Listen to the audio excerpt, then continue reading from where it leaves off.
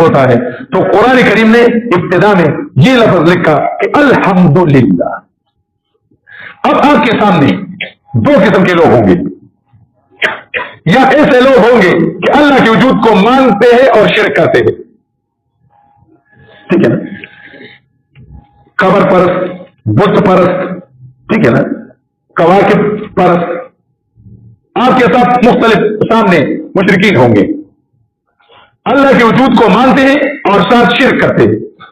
شرک کرتے تو آپ کا معنی کیا ہوگا؟ الحمدللہ، صفاتی الوہیت صرف اور صرف اللہ ہی کے لیے ہے. اب جو ہے ادھر الف لام عہدی لینا ہے، آپ الف لام کیا لینا ہے؟ عہدی لینا ہے. الحمدللہ، صفاتی الوہیت، صفاتی کارسازیت صرف اور صرف اللہ ہی کے لیے ہے. لوگوں نے اللہ کے ساتھ صفات میں شریک ٹھہرایا. عالم الغیب صرف کون ہے؟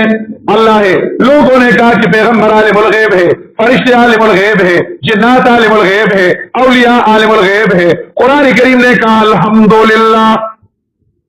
ابن عباس رضی اللہ تعالی نے ترجمہ کیا الالوہیت للہ لا لغیرہ. الالوہیت للہ لا لغیرہ. مشکل کشا اللہ کی صفت. مشکل کشا وَإِن يَمْسَسْكَ اللَّهُ بِضُرٍّ فَلَا كَاشِفَ لَهُ قُل لَّا يَعْلَمُ مَن فِي السَّمَاوَاتِ وَالْأَرْضِ إِلَّا. اس معنی کو مختصر وضاحت کے ساتھ پیش کرتا ہوں، زیادہ تو نہیں کرتا، آگے چلنا ہے. الحمدللہ،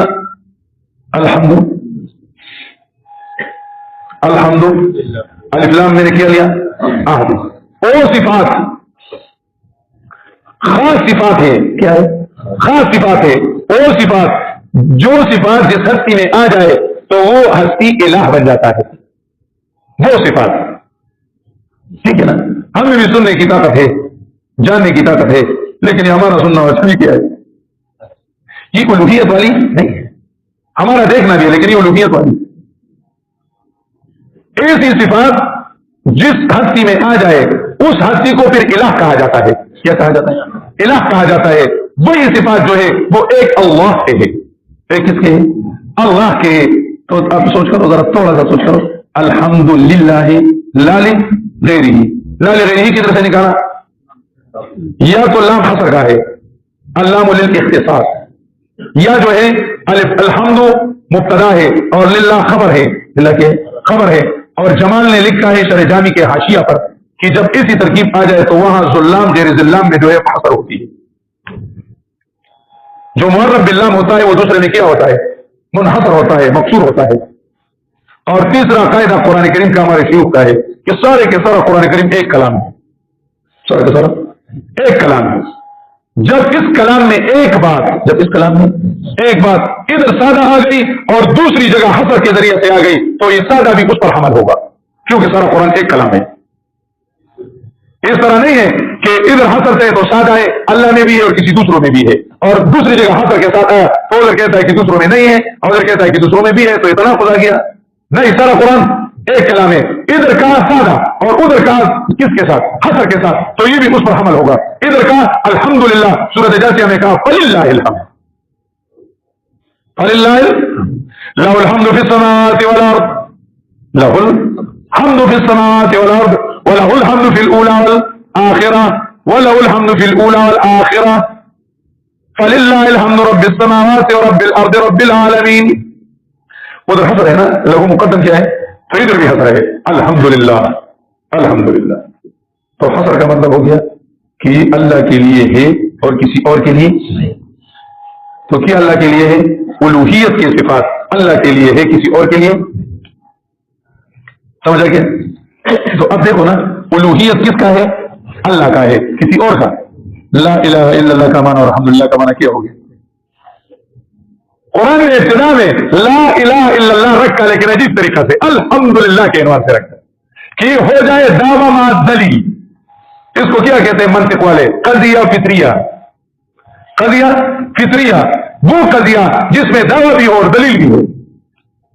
دعویٰ ساتھ دلیل کے، دعویٰ اپنے ساتھ دلیل بغل میں لائے، جملہ اور دعویٰ کے ساتھ دلیل بغل میں لائے، اس کو کہتے ہیں قضیہ فطریہ. یہ ہے قضیہ. الحمدللہ لا الہ الا اللہ دعویٰ بھی ہے اور ادھر دلیل پیش کیا اس وجہ سے کہ ساری صفات الوہیت اللہ ہی کے لیے. تو لا الہ کا معنی، لا الہ الا اللہ کا معنی اور الحمدللہ کا معنی کیا ہو گیا. اب یہ الہ کیا ہے؟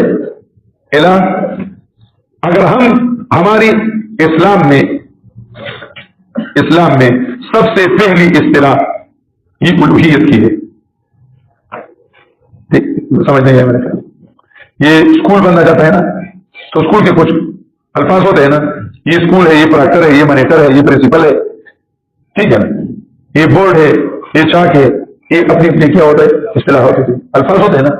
ڈاکٹر اسپتال بننا چاہتا ہے تو کہتا ہے ادھر او پی ڈی ہے اور ادھر ہے ڈاکٹر بیٹھتا ہے، ادھر آپریشن تھیٹر ہے، ادھر ایکس رے کا کمرہ ہے اور ادھر سی جی کا کمرہ ہے. یہ سارے اصطلاحات کیا ہوتے ہیں؟ ڈاکٹر ہوتے ہیں، الفاظ ہوتے ہیں نا. اس طرح زمیندار ہے، اس کے اپنے اصطلاحات ہوتے ہیں کہ یہ دل چاہے، یہ درانتی ہے، یہ کودال ہے. یہ چیزوں کو سمجھنا ہوتا ہے. تو ہم بھائی مسلمان ہیں، تو مسلمانی کی بھی کچھ الفاظ ہوتے ہیں، اس کو بھی سیکھنا کیا ہے ضروری ہے. اس کی سب سے پہلی اصطلاح الوہیت ہے.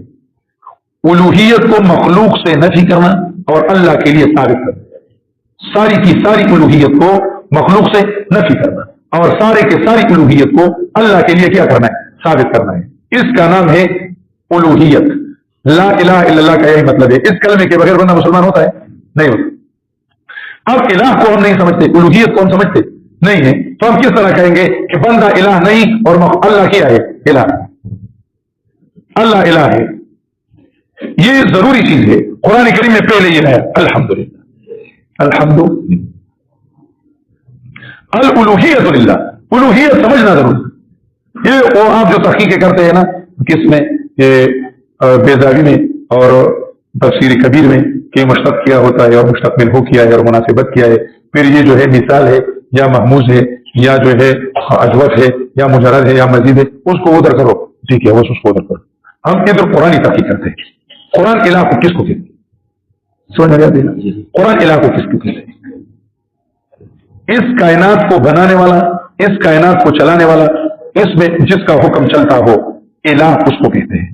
ایک معنی قرآن کا یہ ہے. اس کائنات کو جس ذات نے پیدا کیا ہے، پیدا کرنے والی طاقت، چلانے والی طاقت، اس کو ذرہ ذرہ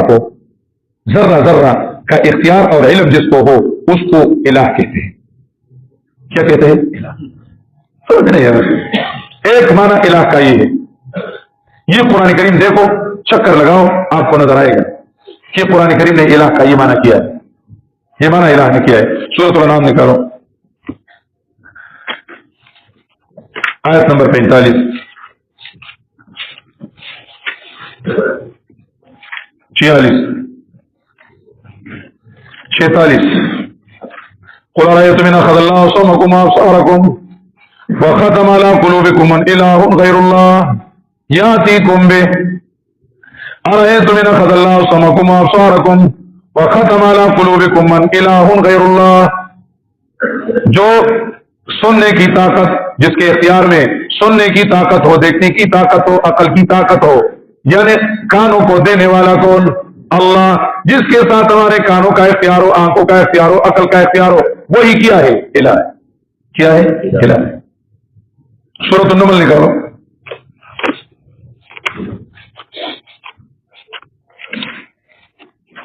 سورۃ النمل 20ویں پارے کا پہلا صفحہ، آیت نمبر 61 60 61 62. أَمَّنْ خَلَقَ السَّمَاوَاتِ وَالْأَرْضَ وَأَنزَلَ لَكُم مِّنَ السَّمَاءِ مَاءً فَأَنبَتْنَا بِهِ حَدَائِقَ ذَاتَ بَهْجَةٍ مَا كَانَ لَكُمْ أَن تُنبِتُوا شَجَرَهَا أَإِلَٰهٌ مَّعَ اللَّهِ. دیکھو، أَإِلَٰهٌ مَّعَ اللَّهِ خَلَقَ السَّمَاوَاتِ وَالْأَرْضَ وَأَنزَلَ لَكُم مِّنَ السَّمَاءِ فَأَنبَتْنَا بِهِ حَدَائِقَ ذَاتَ بَهْجَةٍ. پیدا کرنے والا، اگانے والا کون؟ وہ ذات جس کو الہ کہتے ہیں. الہ وہی ہوتا ہے جو خالق ہوتا ہے. اگلے آیت میں دیکھو، امن جعل الارض قرارا وجعل خلالها انہارا وجعل لها رواسیا وجعل بین البحرین حاجزا الہ مع اللہ، الہ مع اللہ، الہ مع اللہ. یعنی زمین کو اللہ رب العزت نے فرش بنایا ہے اور زمین کو قرارگاہ بنایا ہے. سکونت کا قابل بنایا ہے. اللہ رب العزت نے اس میں دریا جو ہے بہائے ہے. اللہ رب العزت اس میں پہاڑ رکھے. یہ ساری کے سارے کام کرنے والا جو ہوتا ہے اس کو کیا کہتا ہے؟ الہ. دوسری آیت میں اما یجیب المضطر اذا دعا ویکشف السوء ویجعلکم خلفاء الارض االہ مع اللہ. جو مشکلات میں بندہ کی پکار کو سنے، بندہ کی پکار کو سنے، ایک مجبور جب بہت مجبوری کی حالت میں ہر طرف سے آس ٹوٹ کے، ہر طرف سے آس ٹوٹ کے، امیدیں ٹوٹ کے اسی ہی کی طرف محتاج ہوتا ہے، اس کو کیا کہتا ہے؟ الہ. امام ابو حنیفہ رحمہ اللہ تعالیٰ کا ایک ڈائری کے ساتھ بحث تھا. تو امام صاحب نے کہا کہ کبھی دریا کا چکر لگایا ہے؟ انہوں نے کہا ہاں ایک دفعہ تو لگایا تھا. امام صاحب نے کہا کہ چلو اس کا قصہ سناؤ. اس کا کیا سناؤ؟ کہ آپ جب دریا میں گئے تھے تو کیا کیا ہو گیا تھا، آپ کو قصہ سناؤ. وہ سو شروع ہو گیا، ہم دریا سے بیٹھ گئے اور ہم اتنے ساتھی تھے، جہاز روانہ ہو گیا، کشتی روانہ ہو گئی، ہم جو ہے بہت دور چلے گئے، سیر سپاٹ کے لیے چلے گئے، سیر سیاحت کے لیے، اور بہت دور نکلے جی اچانک جی طوفان آ گیا، جی طوفان، اللہ اللہ طوفان آ گیا جی، اور ہمارا باغبان جو تھا وہ اکڑ گیا، یہ اکڑ گیا، یہ اکڑ گیا، اور کشتی سے جو ہے تختیاں اکڑنے لگے، یہ ہو گیا، یہ ہو گیا، ہمارا 3 ساتھی ڈوب گیا. اس طرح جو ہے جو شروع ہے نا. امام صاحب نے کہا بس کرو بس کرو. اس وقت آپ کا دل کیا چاہتا تھا؟ امام صاحب نے کہا نا کہ اس وقت آپ کا دل کیا چاہتا تھا؟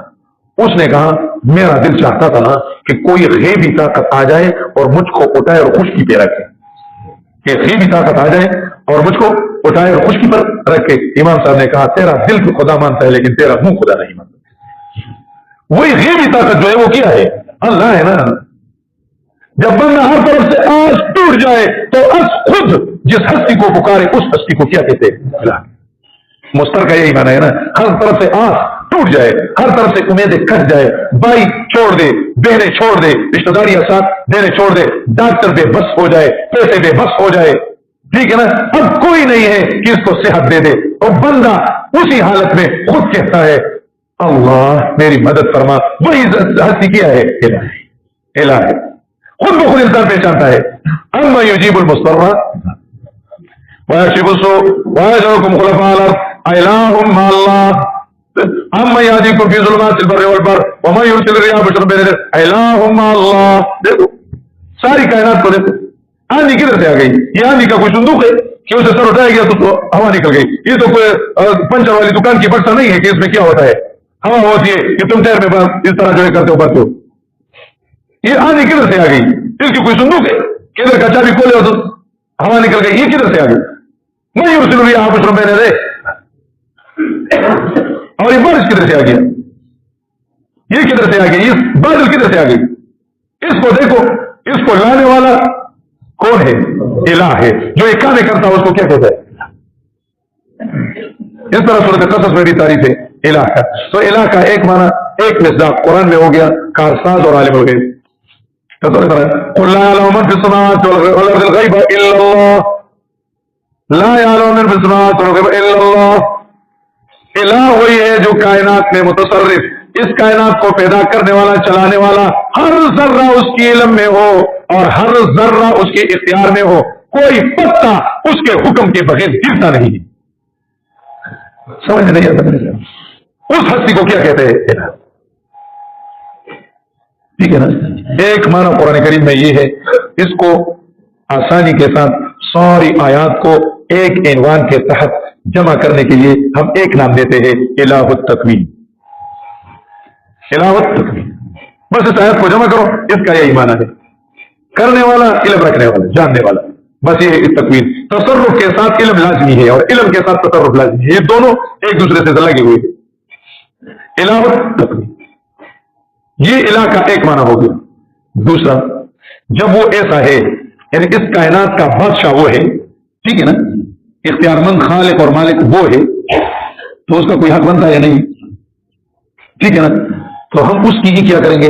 تعظیم کریں گے اور اس کے حکم کے مطابق اس کائنات کو استعمال کریں گے. کیونکہ یہ کائنات کس کا ہے؟ یہ میرے خیال میں سمجھ میں نہیں ہے، دوبارہ شروع کروں.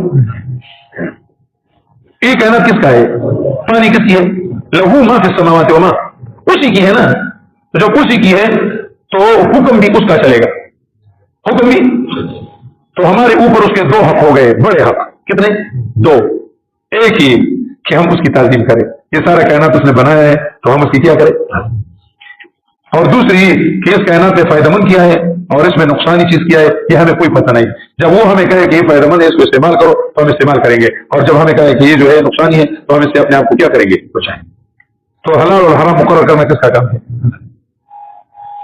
ٹھیک ہے نا. یہ ہستی جو ہے اس کو قرآن کریم میں الہ کہا ہے. کیا کہا ہے؟ الہ. وَاعْبُدُوا اللَّهَ وَلَا تُشْرِكُوا بِهِ شَيْئًا اعبدوا اللہ ما لکم من الہ غیرہ لا الہ الا انا فاعبدون. یہ الہ معبود کے معنی میں ہے. کس کے معنی میں؟ معبود کے معنی. یہ الہ کا دوسرا معنی قرآن میں آیا ہے. الہ بمانے معبود. یہ بہت زیادہ ہے کیونکہ پہلے میں خلاف نہیں تھا, دوسرے میں کیا ہے؟ خلاف. تو یہ بہت زیادہ استعمال ہوا ہے, بلکہ کلمے میں بھی اور زیادہ جو ہے الہ کا یہ معنی استعمال ہوگا. اس کو ہم آسانی کے ساتھ ایک لفظ سے تعبیر کریں گے, الہ التشریع والعبادہ. الہ العبادت والتشریع. الہ العبادت والتشریع. آسانی کے ساتھ وہ ہستی جس کی تعظیم لازمی ہے. بس تعظیم دو طرح ہے, ایک افعال کے ساتھ اور ایک جو ہے اطاعت کے ساتھ, کہ اس کا حکم مانے, حلال اور حرام اس کا مانے. یہ قرآن کریم میں دوسرا مزاج ہے. الہ کا دوسرا معنی ہے. تیسرا معنی الہ کا, الہ کا تیسرا معنی قرآن کریم میں جو آیا ہے کون سا؟ تیسرا قرآن کریم میں وہ ہے الہ بمانے حاکم مطلق. بمانے حاکم مطلق. فرعون نے کہا تھا نا لئن اتخذت الہا غیری لاجعلنک من المسجونین. لئن اتخذت الہا غیری لاجعلنک من المسجونین. اگر میرے علاوہ تم نے کسی دوسرے کو بادشاہ مصر مانا. ادھر الہ کا معنی یہ نہیں تھا کہ مصر کو پیدا کرنے والا. یہ فرعون کہہ سکتا تھا کہ زمین میں نے پیدا کی, آسمان میں نے پیدا کی, یہ کہہ سکتا تھا. اور یہ کہہ سکتا تھا کہ میں نے اپنے آپ کو خود پیدا کیا ہے. کیوں؟ تو اس نے بھی پیپر والا تو گزارا تھا نا, وہ بھی پیپر والے گزارا تھا. تو اس طرح سے نہیں کہہ سکتا تھا. یہ نہیں کہہ سکتا تھا کہ بارش جو ہے میں برساتا ہوں. کہہ سکتا تھا کیونکہ فرعون نہیں تھا اور بارش ہو رہا تھا. یہ تو فرعون کا کام نہیں. تو فرعون نے تکوین کا دعویٰ نہیں کیا تھا, اور فرعون نے یہ نہیں کہا تھا کہ میرے گھر کا طواف کرو اور میرے لیے نماز پڑھو. کس نے کہا تھا کہ 2 رکعت فرعون کے لیے گزارو؟ یہ کیا کہا تھا؟ کس نے فرعون کے لیے روزہ رکھا تھا؟ اور کس نے فرعون کے حکم پر حلال اور حرام؟ فرعون نے کہا کہ سیاسی امور میں, انتظامی امور میں میرا حکم چلے گا. بس سیاسی امور میں اور انتظامی امور میں میرا حکم چلے گا. تو کہا لوگوں کو ما علمت لکم من الہ غیری, ما علمت لکم من الہ غیری. تم لوگوں کے لیے مجھے اپنے آپ سے اور کوئی بادشاہ معلوم نہیں. تو اس کا معنی ہے حاکم مطلق. کیا؟ حاکم مطلق یعنی بے لگام بادشاہ. یہ لفظ ٹھیک آ گیا, بے لگام, کہ وہ جو ہے کسی کی قانون کا پابند نہیں, وہ اپنا قانون خود بناتا ہوں, اپنا قانون خود بناتا. حاکم مطلق, مطاع مطلق. مطاع اس کا معنی خود قرآن کریم نے فرعون کی زبان سے نقل کیا ہے. فرعون کی زبان سے علیہ سلیم ملک مصر وہاں نہار تجری من تحتی. علیہ سلیم ملک مصر وہاں نہار تجری من تحتی. بس فرعون کی الوہیت کا مطلب یہ تھا کہ مصر کا فل کنٹرول میرے ہاتھ میں ہے. ہر محکمہ جو ہے وہ میرے ہاتھ میں ہے اور میرے حکم کے مطابق چلے گا. کسی شعبہ زندگی میں کسی کا قانون نہیں چلے گا اور میرا آرڈر چلے گا. یہ ہے الہی سیاسی, الہی سیاسی, الہ تمدن, الہ تمدن. یہ اگر حق ہے تو اللہ ہے, اور اگر نہ حق ہے اللہ کے علاوہ ہے تو طاغوت ہے. اللہ کے علاوہ ہے تو کیا ہے؟ طاغوت ہے. یہ قرآن میں الہ کے 3 مزاج آ گئے. کتنے؟ 3 مزاج. ان 2 کو پہلا کیا ہو گیا الہ التکوین, الہ التکوین. دوسرا کیا ہو گیا الہ العبادت والتشریع. تیسرا کیا ہو گیا الہ التمدن, الہی سیاسی, الہی. اب آسانی کے ساتھ لا الہ الا اللہ, اس کائنات کو پیدا چلا کرنے والا اللہ کے علاوہ کوئی نہیں. کرنے والا جاننے والا کوئی لا الہ الا اللہ کا ایک معنی ہی ہوگی. ٹھیک ہے ٹھیک ہے. اس کے مشرکین منکر نہیں تھے, منکر تھے. اور ان سال تو من خلق السماوات والارض یقولون ٹھیک ہے نا, اس کے منکر. دوسرا معنی کرو لا الہ الا اللہ لا معبود لا شارع لا مشرع الا اللہ. ٹھیک ہے نا, عبادت اور تعظیم کا مستحق حلال اور حرام کرنے والا اللہ کے علاوہ کوئی نہیں. یہ دوسرا معنی ہو گیا. تیسرا معنی لا الہ الا اللہ ان الحکم الا للہ لا حاکم الا اللہ. زمین میں اور آسمان میں حاکم اللہ کے علاوہ کوئی نہیں. حکومت مملکت میں کس کی چلے گی؟ اللہ کی. ملک میں نظام کس کا ہوگا؟ اللہ کا ہوگا. لا الہ الا اللہ. ٹھیک ہے. یہ دو معنی جو ہے, یہ پیچھے والے دو معنی, یہ معنی یہ دعویٰ ہے, اور یہ پہلا معنی دلیل ہے. پہلا معنی کیا ہے؟ سمجھ میں نہیں آئے گا. پیغمبروں نے دعوت کس چیز کی دی ہے؟ عبادت کی. کس کی؟ عبادت کی. اور دلیل کیا بتایا کہ سارے کائنات کا چلانے والا کون ہے؟ اللہ ہے. تو دعویٰ تو پھر یہ بھی مانو کہ عبادت کس کا حق ہے؟ اللہ کا. اب دیکھو یا قوم اعبدوا اللہ ما لکم من الہ غیرہ, اے میرے قوم اعبدوا اللہ ما لکم من الہ غیرہ. اب تم الہ کا معنی ادھر معبود کرو تو یہ مصادرہ المطلوب نہیں ہے. اعبدوا اللہ دعویٰ ہے, ما لکم من الہ غیرہ کیا ہے؟ دلیل ہے. تو دلیل میں تم پھر معبود لاتے ہو اعبدوا اللہ ما لکم من معبود غیرہ, تو پھر تو یہ مصادرہ المطلوب ہو گیا. اب ادھر الہ و تکوین لے رہو. اعبدوا اللہ اللہ کی عبادت کرو, کیونکہ ما لکم من الہ غیرہ اللہ کے علاوہ کوئی کارساز و مددگار نہیں. یہ متصرف اور عالم الغیب کون ہے؟ اللہ ہے. تو عبادت اس کا حق ہے, عبادت اس کا حق ہے. الحمدللہ کا معنی اب نکل گیا کہ الحمدللہ ساری تعریفیں الوہیت کی, الوہیت کی ساری تعریفیں صرف اور صرف کس کی ہے؟ اللہ کی. الہ التکوین بھی اللہ, الہ التشریع بھی اللہ, الہ التمدن بھی اللہ. الحمدللہ ساری کی ساری تعریفیں, الوہیت کی ساری تعریفیں للہ صرف اللہ کی ہے. اللہ کی تعریف بھی نکل گئی. اس کی اللہ وہی ہستی جو سب کچھ کرنے والا اور سب تعظیم اور اطاعت کا لائق ہو, اس کو کیا کہتے ہیں؟ اللہ. اللہ یہ مختصر آسان. ولہ میں ولہ بلاہ الہ بلاہ الہ واحد اشاہ, اس کا قانون لگا ہے. تو ولہ الہ ولہ الصبی الی امہ, ولہ الصبی الی امہ ولہت الام الی صبیہا, ولہت الام الی صبیہا. اس میں محبت جذب کا معنی موجود ہے. الہ آیا ہے, کیا ہے؟ الہ جذب کا معنی ہے, کس کا؟ کشش کا. ولہت الصبی الی امہ, بچے نے ماں کی طرف کشش کر دی, ماں کے ساتھ محبت کرتا ہے, اس کی طرف کشش ہوتی ہے, جذب ہوتی ہے. وَلَهَتِ الْأُمُّ إِلَى سَبِيِّهَا, اور ماں کی کشش بھی کس طرف تھی؟ بچے کی طرف. تھوڑا سا توجہ کیجیے تو, ماں کی توجہ اور کشش بھی کس کی طرف تھی؟ اب مقناطیس رکھو, ایک طرف مقناطیس سے لوہا ہے, لوہا کس کی طرف جاتا ہے؟ مقناطیس کی طرف. مقناطیس کی طرف کیا ہے؟ جاتا ہے. بندے کا دل جو ہے وہ اللہ کو چاہتا ہے.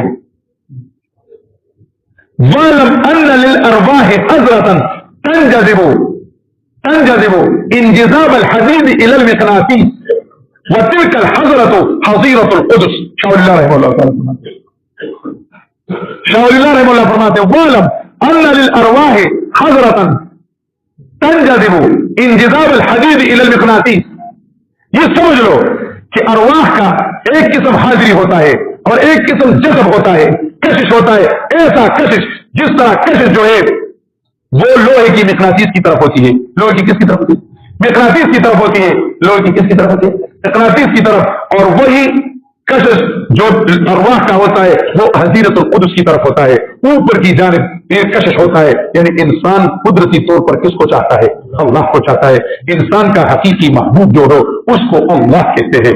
اس اللہ میں محبت کے سارے چیزیں موجود ہیں.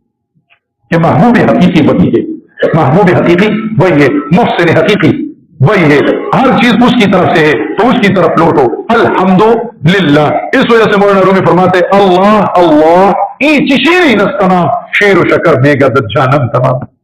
अल्लाह अल्लाह ई चिशीरी अस्तनाम, अल्लाह क्या मीठा नाम है तुम्हारा, क्या मीठा नाम है। शीर शकर में गर्द जानम तमाम, जब तुम्हारा नाम लेता हूं तो सारा बदन जो है वो मीठा मीठा बन जाता है, उसमें जो है वो कशिश पैदा होती है कि मेरे लिए अल्लाह हो, मेरे लिए क्या हो, अल्लाह हो। तो अल्लाह के नाम में ये कशिश मौजूद है। अला बिज़िक्रिल्लाह तत्मइन्नुल कुलूब, अला बिज़िक्रिल्लाह तत्मइन्नुल कुलूब। तो अल्हम्दुलिल्लाह ये दावा था लिल्लाह, अल्लाह को खालिकियत की वजह से हर कोई मानता था, अल्लाह को खालिकियत की वजह से हर कोई मानता था। तो अल्हम्दुलिल खालिक, अल्हम्दुलिल खालिक यानी वो आलम, जिक्र आलम का और मुराद से मशहूर है, लेकिन लिकुल्ल फिरौन मूसा, लिकुल्ल फिरौन मूसा कि हर फिरौन के लिए मूसा होता है, लिकुल्ल फिरौन मूसा। तो इस जिक्र आलम मुराद लिकुल्ल मुब्तलिन मुहिक, तो इस तरह अल्लाह का आलम का तज़किरा और मुराद आलम मशहूर है। तो अल्हम्दुलिल खालिक, जब वो पैदा करने वाला है तो सारी सिफाती उलूहियत उसी की है। ये हमने एक माना किया अलिफ्लाम आहदी हो, अलिफ्लाम किया हो आहदी हो, अलिफ्लाम किया हो हाँ। अब अगर तुम्हारे सामने मलाहिदा है और तुम किसी यूनिवर्सिटी में अल्हम्दुलिल्लाह का दर्स दोगे, एक यूनिवर्सिटी है और आपको उधर दर्स का मौका मिला, उधर अगर आप कहें कि खबर कुछ नहीं करता तो वो हंसेंगे, खबर क्या चीज होता है, उसने साइंस पढ़ा हुआ होता है, वो सबब और मुसब्बिब की कश्मकश में लगा हुआ होता है कि ये सबब होता है, ये मुसब्बब होता है। जब सबब न हो तो मुसब्बब हो नहीं सकता, तो बाबा क्या सबब है कि इसके साथ मुसब्बब होगा। उसने साइंस के जरिया इस खबर की शिरक को रद्द कर दी। अब उसमें एक और शिरक आ गया, समझ में नहीं आया, उसमें एक और शिरक आ गया, पैगंबर की तालीम से हट के उसमें एक शिरक आ गया कि उसका असबाब पर एतमाद पैदा हो गया। किस चीज पर? असबाब पर एतमाद को पैदा हो गया। तो कहता है कि बगैर डॉक्टर के कुछ नहीं होता, बगैर दवाई के बंदा ठीक नहीं होता, और दवाई करने वाली क्या होती है, वो ठीक करने वाली दवाई होती है, शिफा देने वाला डॉक्टर होता है। अब उसका एतमाद असबाब पे इतना बढ़ गया, इतना बढ़ गया कि उसका ताल्लुक अल्लाह से टूट गया। मेरे ख्याल में उस वो जब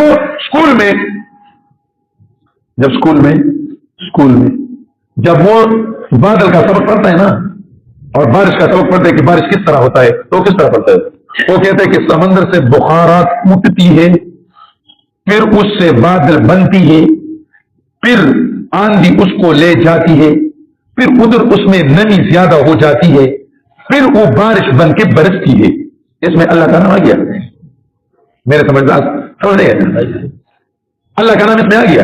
कुरान किस तरह कहता है, कुरान कहता है कि अल्लाह बादल उठाता है, अल्लाह रब्बुल इज्जत आंधिया जो है, अल्लाह आंधिया भेजता है, उसके जरिए बादलों को किसी और गांव, किसी जगह अल्लाह रब्बुल इज्जत बादल ले जाता है, उधर से अल्लाह बारिश बरसाता है। ठीक है ना? जब हम बयान सुनते हैं गश्त में, हम ऐसे अल्लाह बड़ा जात है, अल्लाह ने हमें पैदा किया है, अल्लाह ने हमें जो है पानी दी है, अल्लाह ने हमें रोटी दी है, अल्लाह ने हमें पर बारिश बरसाया है, अल्लाह ने हमें सेहत दी है, तो हर बात में किसको दोहराते हैं? अल्लाह। तो अब तुम्हें स्कूल में ये दर्द देना है, कॉलेज में ये दर्द देना है कि अल्लाह से होने का यकीन, मखलूक से न होने का यकीन। अब माना करना है आपको अलिफ्लाम इस्तिग़राक़ी का। हर किसी को काम का अपना माना होता है, ये नहीं कि इस्लाम जिनसी का माना गलत है, गलत नहीं है। समझ में आएगा या नहीं? अलिफ्लाम जिनसी का माना यूनिवर्सिटी है, अब उधर करो। अल्हम्दुलिल्लाह, दवाई में कोई कमाल नहीं, दवाई में कमाल रखने वाला कौन है? अल्लाह है। बारूद में कोई कमाल नहीं, बारूद में कमाल रखने वाला कौन है? अल्लाह है। तोप में टेक में कोई कमाल नहीं, कमाल रखने वाला कौन है? अल्लाह है। अगर अल्लाह कमाल ले ले तो कुछ भी, कोई भी कुछ नहीं कर सकता, कोई भी कुछ नहीं कर सकता। ये अल्हम्दुलिल्लाह का दूसरा माना गया कि सारी की सारी कमालात जो है, सारी की सारी कमालात वो किस के लिए है? अल्लाह के। यानी इस कायनात में जो कमालात है ये इसके अपने नहीं है, ये अल्लाह ने इसमें रखे, अल्लाह ने इसमें रखे है। ठीक है, हम एक कानून के पाबंद हैं, तो अल्लाह रब्बुल इज्जत दुनिया में जो काम करते हैं वो असबाब के साथ करते हैं। ये सुन्नतुल्लाह है। ये क्या है? सुन्नतुल्लाह है, कानून है।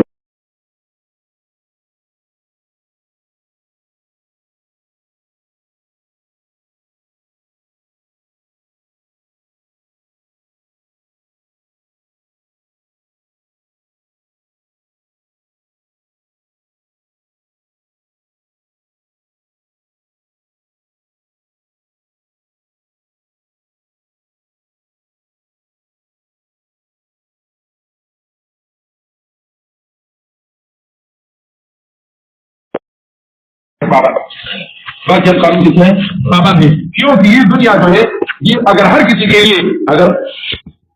کے لیے قانون کی خلاف ورزی ہو اور قدرت کا نظارہ ہو تو پھر قانون کس طرح ہوگا؟ ہر کوئی کہے گا کہ یہ مجھ پر اللہ نے قدرت ظاہر کیا ہے، ہر لڑکی کہے گی کہ یہ قدرتی طور پر اللہ نے مجھے بیٹا دیا ہے، زنا کرے گی پھر کہے گی کہ اللہ نے مجھے قدرت کے طور پر اس طرح مریم کو دیا تھا اس طرح مجھے۔ تو یہ ہم ایک قانون کے پابند ہیں، یہ سبب اور مسبب کا اللہ رب العزت نے ایک رشتہ بنایا ہے، لیکن ہم کتابوں میں پڑھتے ہیں کہ مسبب کا ترتب سبب پر یہ تولیدی ہے یا وجوبی ہے اور یا عادی ہے۔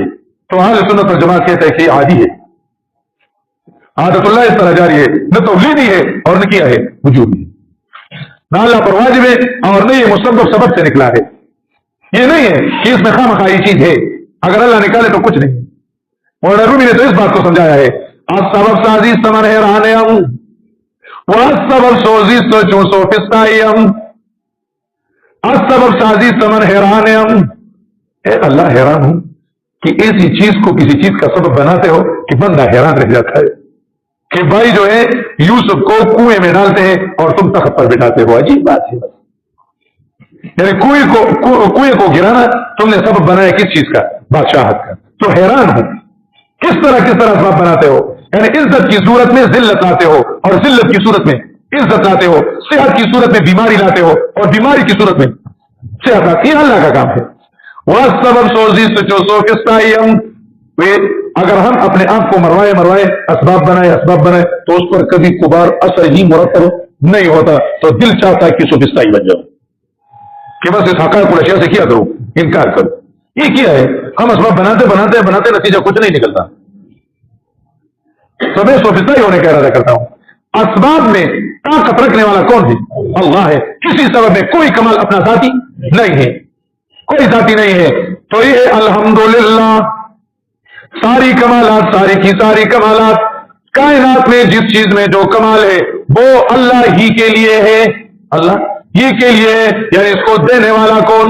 اللہ، اور اس کا اختیار رکھنے والا کون؟ اگر اللہ نہ دے تو کوئی دے نہیں سکتا، اور اگر اللہ رب العزت چھین لے تو کوئی روکو نہیں سکتا۔ لا موتی لما مناتا ولا مانع لما اعطیت، ما یفتح اللہ للناس من رحمت فلا ممسک لها وما یمسک فلا مرسل له من بعدہ۔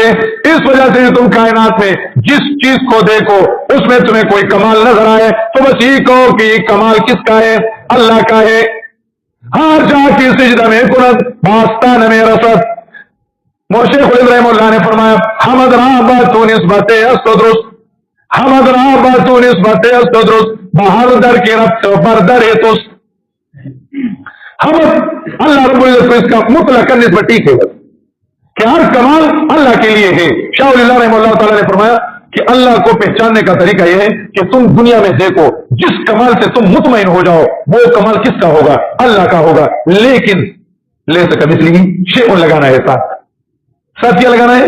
لیس کمثلہ شیء لگانا ہے۔ یعنی آپ نے انسان کو دیکھا ہے کہ کتنا پیارا ہے، کتنا محبت کرنے والا ہے، کتنا مہربان ہے، بس دیکھو نا کہ اللہ محبت کرنے والا ہے، لیکن اس طرح نہیں، اس سے بڑھ کر آپ انسان سے مطمئن ہو کہ دیکھنے والا ہے، ادھر دیکھتا ہے، دیکھو کہ دیکھنے والا کون ہے؟ اللہ ہے، لیکن اس طرح نہیں، اس کا کیا دیکھنا ہے؟ یہ تو آج کل نہیں ہوگا۔ الحمدللہ ساری کمالات کس میں ہیں؟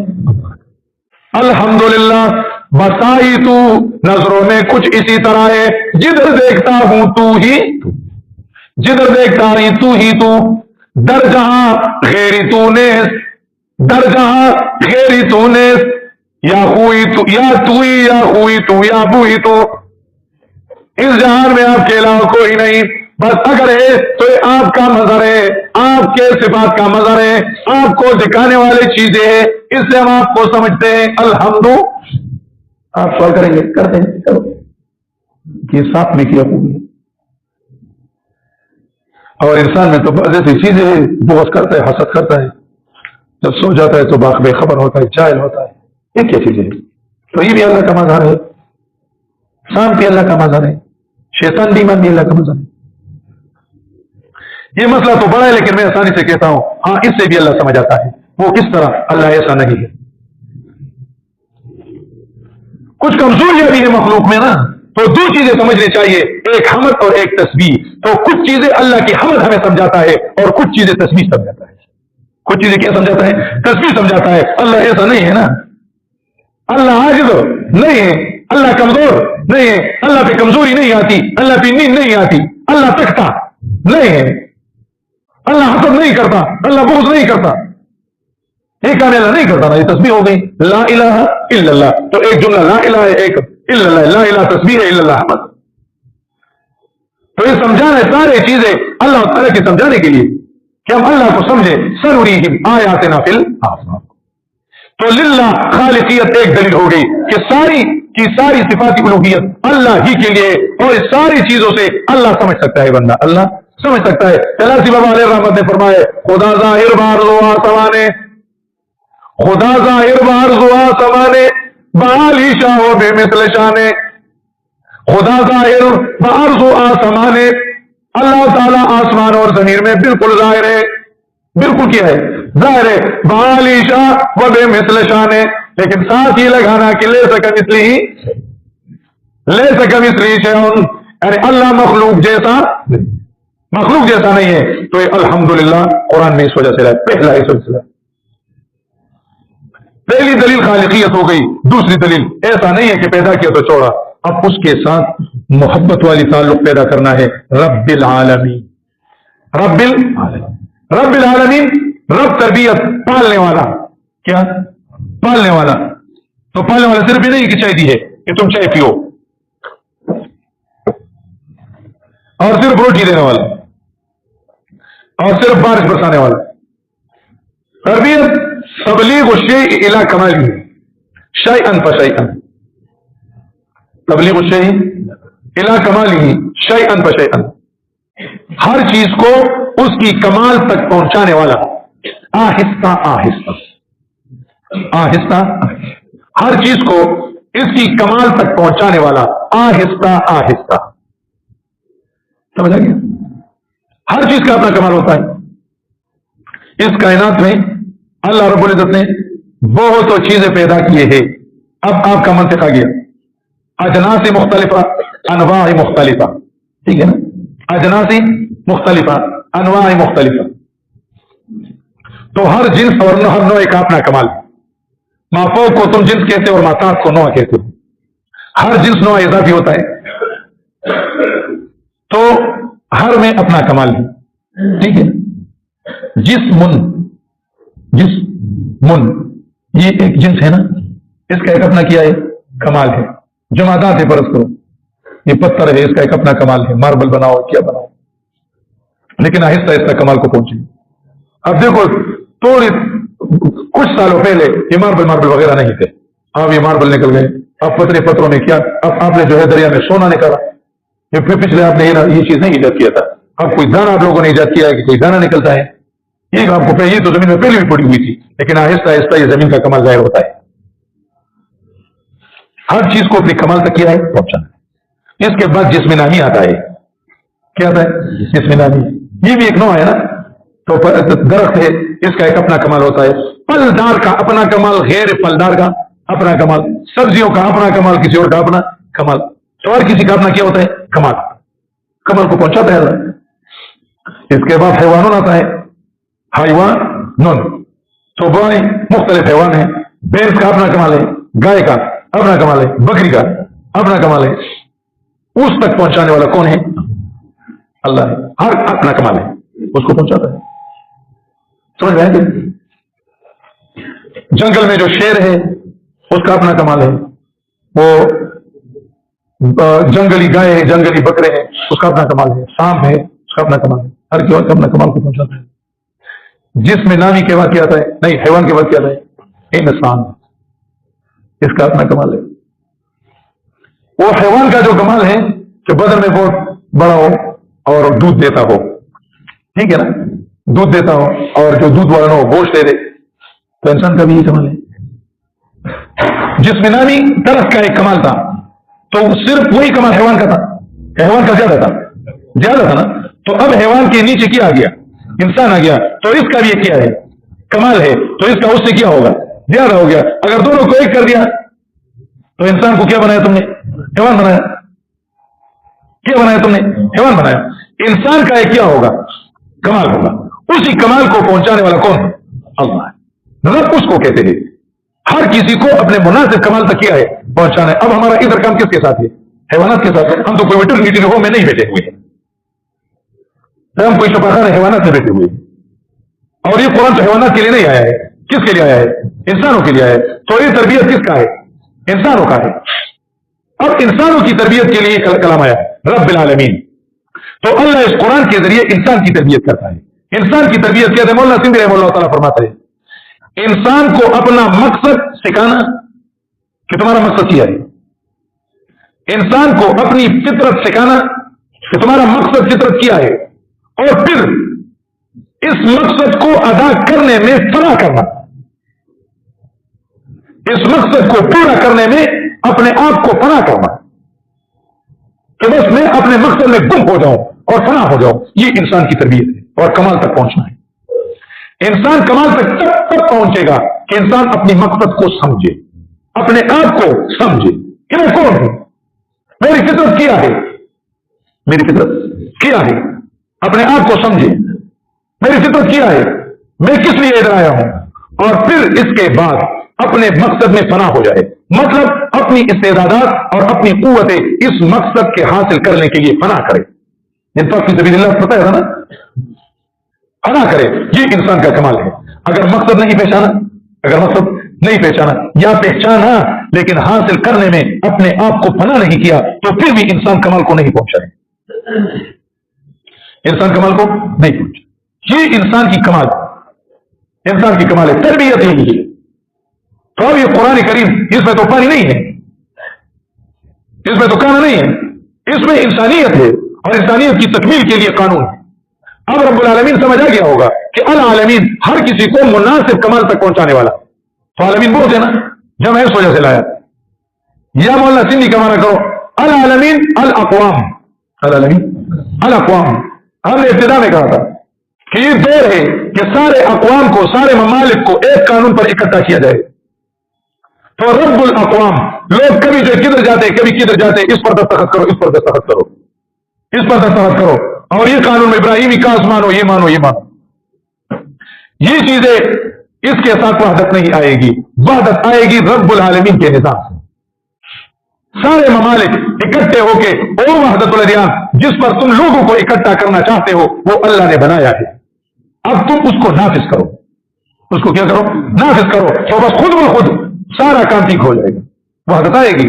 جو وحدت کا ذریعہ ہے تم نے اس کو نفرت کا ذریعہ بنایا ہے, اور جو نفرت کا ذریعہ ہے تم اس کے ذریعے وحدت لاتے ہو. یہ ہو نہیں سکتا. یہ ایسا ہے جس طرح آگ سے تم جو ہے بندے کا پیاس بجھاتا ہو, کہ آگ سے کیا بجھ جائے پیاس, پیاس آگ کے ذریعے نہیں بجھتی, پیاس اور پیاس پانی کے ذریعے بجھتی. تو رب العالمین کون ہے؟ اللہ ہے. رب کی تعریف قرآن کریم نے کی ہے. خود قرآن کریم نے رب کی تعریف کی ہے. سورۃ اعراف 55 نمبر آیت نکالو, اول سورۃ بقرہ 21 نمبر آیت.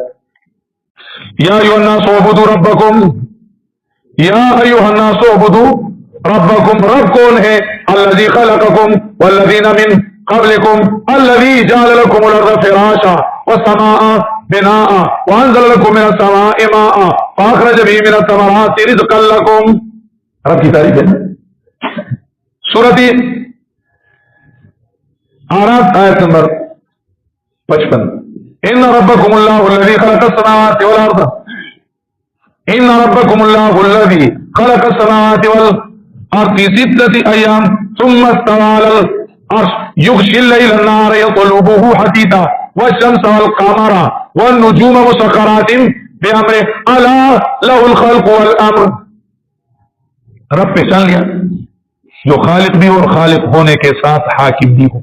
الامر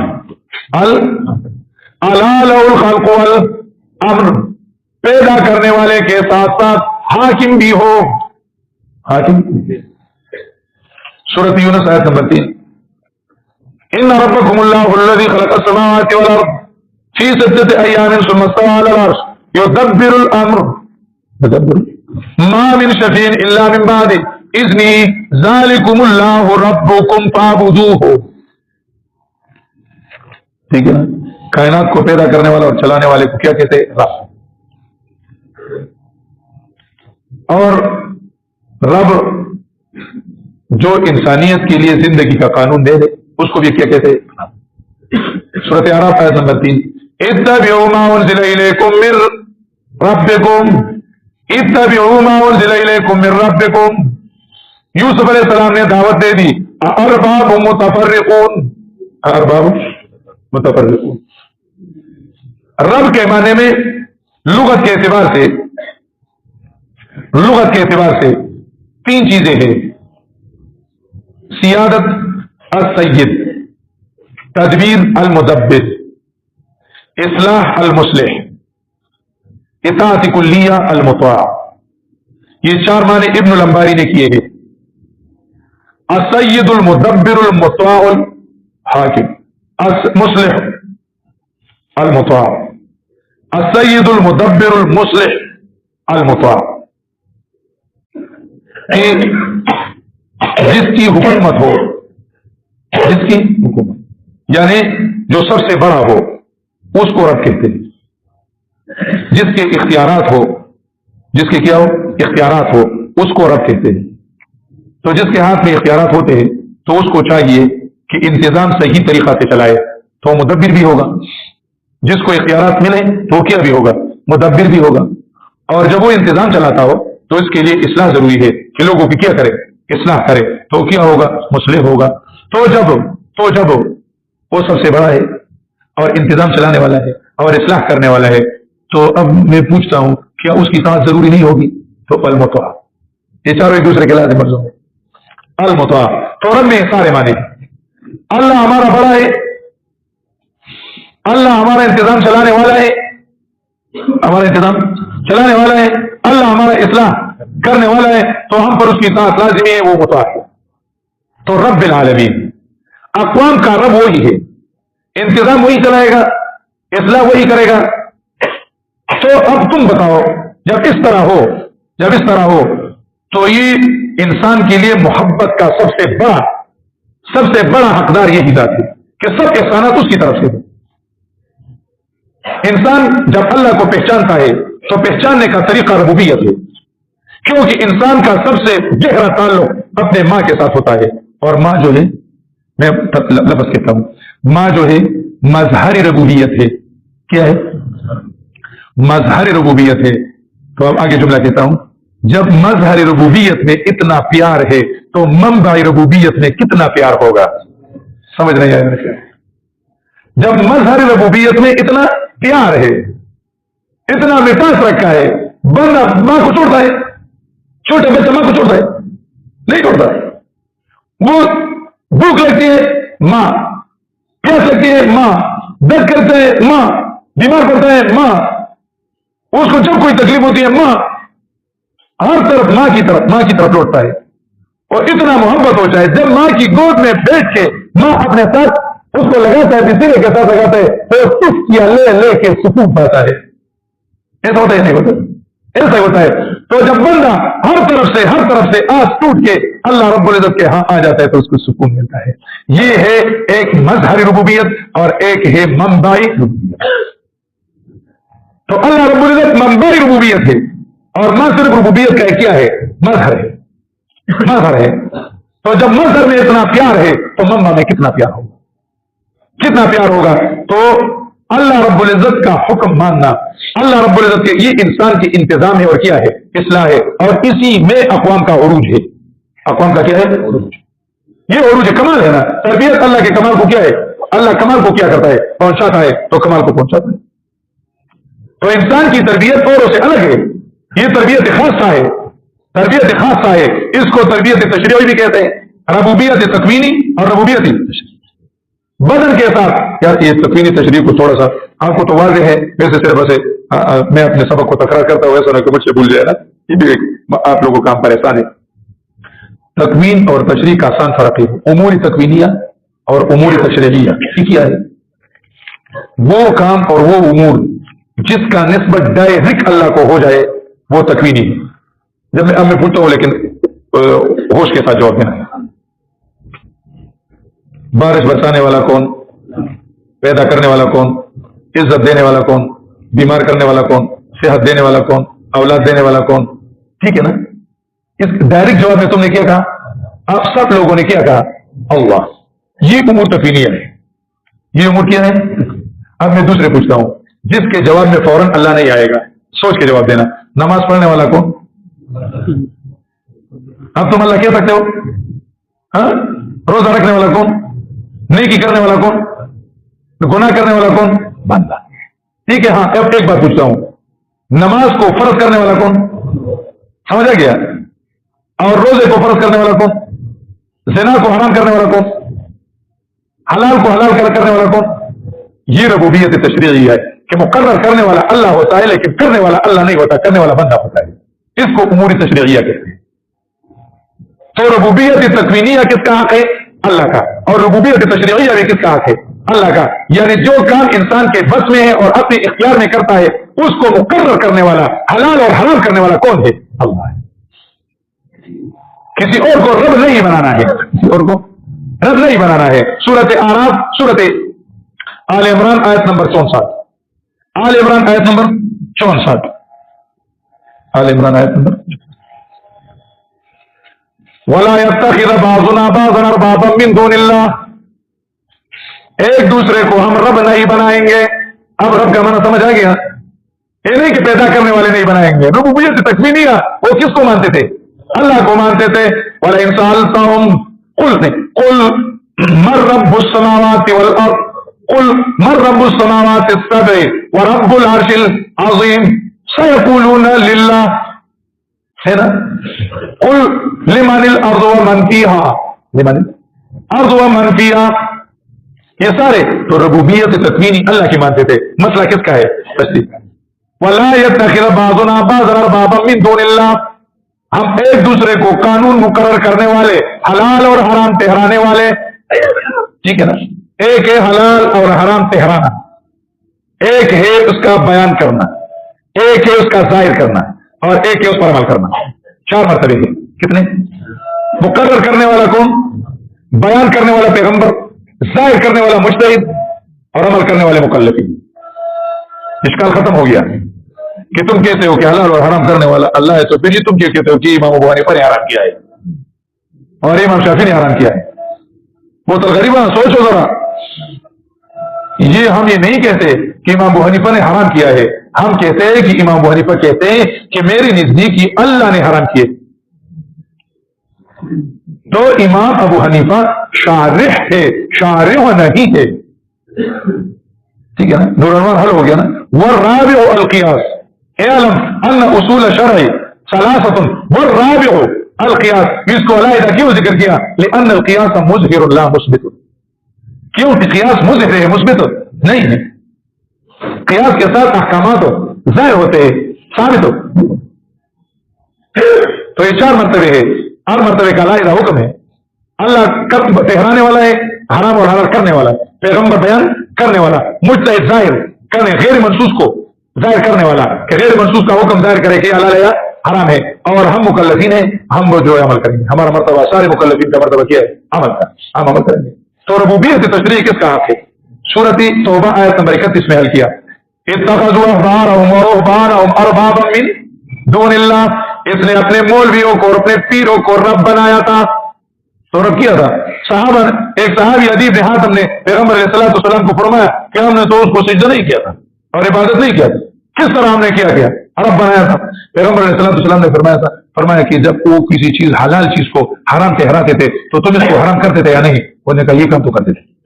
پیغمبر اسلام نے فرمایا کہ جب وہ کسی حرام چیز کو حلال ٹھہراتے تھے تو کیا اس کے ساتھ حلال کا معاملہ کرتے تھے یا نہیں تھے؟ میں کہا یہ کام تو بھی کرتے تھے. پیغمبر اسلام نے کہا فتل کر ربوبیہ، فتل کر ربوبیہ. اب اگر یہ فرعون کو دے دیا تو فرعون نے کہا انا ربکم. وہ ربوبیت کیا تھی؟ تشریعی تھی، تشریعی نہیں تھی. انا ربکم اعلیٰ. اور اگر کسی نے اکثریت کو دے دی کہ اکثریت سے کسی چیز کو بندہ حلال کر سکتا ہے اور اکثریت سے کسی چیز کو حرام کر سکتا ہے تو اس کا یہ معنی ہو گیا کہ اس کا رب اکثریت ہے. اس کا رب کیا ہے؟ اکثریت. اکثریت اس کا رب ہو گیا کہ اکثریت سے ایک چیز کو حرام کرتا ہے، اکثریت کی کسی چیز کو کیا کرتا ہے؟ حرام کرتا ہے. یہ ڈیموکریسی ہے. ڈیموکریسی کہ اکثریت لوگ، طبیعت کو دیکھو، طبیعت کو دیکھو، اکثر طبع کے لوگ کہتے ہیں کہ اس میں فائدہ ہے کہ اس کو حلال کیا، اس کو قانونی کیا جائے، تو شراب کا لائسنس دے دو، قانونی کرو، حلال کیا، حرام کو حلال کر دیا۔ زنا بالرضا، یہ کوئی جرم نہیں ہے، زنا کو کیا حلال کیا اکثریت کے ذریعے سے، اکثریت کے ذریعے سے۔ تو یہ جو ہے یہ اکثریت کو ربوبیت کا درجہ دینا ہے، ان الحکم الا للہ غیر اللہ ابغی ربا وهو رب کل شیء، اللہ کے سوا کوئی رب نہیں، ولا اتخذوا احبارهم ورهبانهم ارباب متفرقون خیر ام اللہ، وہی بھی ارباب یہی تھی جنہوں نے ایسے کامساز بنائے تھے مختلف طریقوں سے، تو مطاع مطلق اللہ کا ذات ہے۔ تو یہ دوسری صفت ہو گئی رب العالمین، اور یہ اللہ کی تربیت جو ہے اللہ کی، اس کو رحمت جانو، زحمت مت مانو، الرحمن الرحیم، اللہ کی تربیت کا مظہر رحمانیت ہے۔ تو الرحمن الرحیم، رحمت احسانات کو کہتے ہیں، احسان کو، تو احسان دو قسم کے ہوتے ہیں، ایک عام احسانات ہوتے ہیں اور ایک خاص احسانات ہوتے ہیں، عام اور خاص۔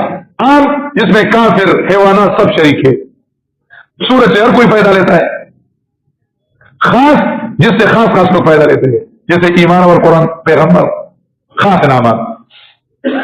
الرحمن الرحیم، ایک رحمتیں ہیں بدن پر اور ایک رحمتیں ہیں روح پر، دونوں کا کرنے والا کون ہے؟ اللہ۔ الرحمن الرحیم، اللہ کی رحمتیں دو قسم کی ہیں، ایک قسم کی ہے کہ جس میں تکلیف بالکل نہ ہو، اور رحیم رحمان وہ رحمت ہے جس میں کچھ نہ کچھ کیا ہو تکلیف، روٹی کھاؤ تو پھر بیت الخلا بھی جانا ہے، پانی پینا ہے تو پیشاب بھی کرنا ہے، تو کچھ نہ کچھ تکلیف بھی ہے، بدن دیا ہے تو ساتھ بیماری بھی آتی ہے، اور بعض رحمتیں ایسے کہ اس میں کوئی تکلیف نہیں، وہ آخرت والی، روٹی کھاؤ لیکن اس میں تکلیف کوئی نہیں، ایسی رحمت ہے۔ اللہ کی رحمت دو قسم کی ہے، ایک رحمت ایسی ہے جس کی شکل بھی رحمت کی ہے، جیسے پانی پینا، روٹی کھانا، اور بعض ایسی ہے جس کی شکل رحمت کی نہیں، جیسے بیماری اور ایکسیڈنٹ، یہ بھی رحمت ہے لیکن ہم جانتے نہیں ہیں، ہم جانتے نہیں ہیں، یہ بھی رحمت ہے۔ اور لوگ کہتے ہیں نا ضرب الحبیب زبیبو، ضرب الحبیبی زبیبو، حبیب کا مارنا جو ہے وہ اس طرح میٹھا ہوتا ہے جس طرح کشمش، اس طرح میٹھا ہوتا ہے۔ تو اللہ کا فیصلہ جو ہوتا ہے وہ رحمت کا ہوتا ہے، ہم سمجھتے نہیں، الگ بات ہے، ہمیں تکلیف ہوتی ہے، یہ الگ بات ہے۔ ایک ہے بندے کا ایک مجازی محبوب ہے، اس مجازی محبوب نے اس کو بغل گیر کیا اور اس کو بغل میں لے لیا اور دبایا، زور سے دبایا، ایک آدمی آتا ہے اور اس کو چھوڑاتا ہے، دشمن کون ہے؟ چھوڑانے والا کیا ہے؟ خدا کے بندے، چھوڑو ذرا مجھے، دبا رہے چھوڑو کہ مجھے اپنے بغل میں رکھے۔ تو اس طرح اللہ رب العزت بندے کو نزدیک کرتا ہے، تو یہ تکالیف بھی ایک قسم کی کیا ہے؟ رحمت ہے، لیکن ہم اس کو سمجھتے نہیں ہیں۔ یہ جو سمجھنے والے وہ کہتے ہیں نہ خوشی تو خوشبوت بھر جانے من، نہ خوشی تو خوشبوت بھر جانے من، دل فدائے یار دل رنجانے من۔ اے اللہ، جو فیصلہ میری طبیعت پہ ناگوار گزرے نا اور آپ کا فیصلہ ہو تو مجھے بہت پسند ہوتی ہے، کیونکہ آپ کا فیصلہ ہوتا ہے، آپ کا فیصلہ ہوتا ہے۔ تو جب اللہ کے ساتھ محبت والا تعلق آ جائے نا تو پھر اللہ رب العزت کی طرف سے آنے والی مصیبت جو ہے اس کو رحمت سمجھو گے۔ کیا سمجھو گے؟ الرحمن الرحیم، یہ رائے تربیت کے بعد کہ اللہ کی تربیت کو رحمت سمجھو، رحمت نہ سمجھو۔ قرآن کریم کیا ہے؟ رحمت، جس طرح بارش رحمت ہے اس طرح قرآن کریم کیا ہے؟ رحمت ہے۔ قرآن کریم میں لا تقربوا الزنا آیا ہے تو کیا ہے؟ رحمت ہے۔ قرآن کریم میں انکحوا الایام آیا ہے تو کیا ہے؟ رحمت ہے۔ قرآن کریم میں اقیموا الصلاۃ آیا کیا ہے؟ رحمت ہے۔ قرآن کریم میں فاقطعوا ایدیہما آیا ہے تو کیا ہے؟ رحمت ہے۔ قرآن کریم میں کتب علیکم القصاص ہے تو کیا ہے؟ رحمت ہے۔ قرآن کریم میں فاجلدوا کل واحد منہما مئۃ جلدہ ہے کیا ہے؟ رحمت ہے۔ ذالک تخفیف من ربکم ورحمہ، یہ اللہ کی طرف سے رحمت ہے۔ قرآن کریم کا حکم رحمت ہے، جس میں ایمان نہ ہو اس کو زحمت سمجھتے، رحمت سمجھتے، کیونکہ اس کا اللہ، اس کے دل میں اللہ کی عظمت نہیں، تو کہتا ہے کہ ہاتھ کیوں کاٹتے اور یہ سر کیوں کاٹتا ہے، یہ کیوں کب کرتا ہے؟ جب دل سے اللہ کی عظمت نکل جائے، ایک چھوٹی سی ریاست ہوتی ہے، اس چھوٹی سی ریاست کی ایک چھوٹا سا حاکم ہوتا ہے، ایک چھوٹے سے حاکم کا ایک چھوٹا قاضی ہوتا ہے، ایک چھوٹا قاضی ایک حکم نافذ کرتا ہے، کہتا ہے کہ یہ حکم ملک کے لیے فائدہ مند ہے، کوئی پوچھتا ہے کہ کیوں؟ پوچھ رہے کوئی؟ اے ملک کا قانون کیوں؟ وہ بادشاہ کی عظمت کو، قاضی کی عظمت کو کیا کرتا ہے؟ مانتا ہے کہ اس کو دل میں عظیم مانتا ہے، اس میں کیوں نہیں کرتا؟ جب اللہ کی عظمت دل سے نکل جائے تو پھر کیوں کرتا ہے؟ نماز کیوں فرض ہے اور یہ کیوں ہے، یہ کیوں ہے، یہ کیوں ہے؟ یہ اللہ کو سمجھتا نہیں ہے، اس نے اللہ کو جانا نہیں ہے، اس نے اللہ کو پہچانا نہیں ہے کہ اللہ کون سی ذات ہے۔ اللہ ہم پر بڑا مہربان ہے، یہ اللہ کی مہربانیاں ہیں، یہ ساری چیزیں اللہ کی مہربانیاں۔ الرحمن الرحیم، عام اور خاص مہربانی اسی کی ہے۔ اب اگر مہربانی کے بارے میں باس پرس نہ ہو، مہربانی کے بارے میں باس پرس نہ ہو، پوچھ گچھ نہ ہو، تو پھر مہربانیوں کو لوگ کلم کلّا خلت استعمال کر کے لوگوں پر ظلم کریں گے، تو مالک یوم الدین، اس نعمتوں کے بارے میں اور ان احسانات کے بارے میں قیامت کے دن پوچھ گچھ ہوگی۔ قیامت کے دن کیا ہوگی؟ پوچھ گچھ۔ اللہ کی صفت لایا مالک، کیا لایا؟ مالک۔ اس میں دو قرتیں ہیں، ایک مالک ہے اور ایک مالک ہے، دونوں اللہ کی صفت ہے۔ مالک کا معنی ہے اختیار رکھنے والا، قدرت رکھنے والا، یعنی جس کی کوئی چیز ملک ہو۔ کیا ہو؟ جس طرح میں کہتا ہوں کہ یہ موبائل میرا ہے، یہ موبائل میرا ہے، یہ زمین میری ہے، یہ گھر میرا ہے، تو مطلب اس کا یہ کہ یہ میری ملکیت ہے، اس میں میرا چلتا ہے، یہ میری ملکیت ہے۔ سمجھ گیا؟ دوسرا ہے مالک،